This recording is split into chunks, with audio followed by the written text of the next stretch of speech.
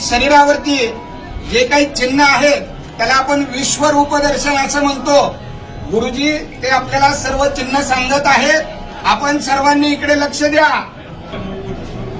भक्त पुंडलिकाने दिलेली वीट आहे, ही वीट आहे.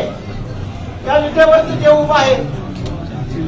मुक्तकेशी नावाची दासी होती, त्या रूपाने नाजूक होत्या, त्यांना नाजूक असलेल्याचा गर्व होता.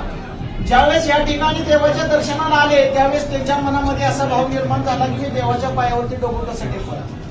त्यांनी देवाच्या पायावरती दर्शन न घेता करंगळी शेजारचं बोट या ठिकाणी लावलेलं आहे. डाव्या पायाला या ठिकाणी बोट उठलेला आहे आणि त्यांचा गर्भहरण झालेला आहे.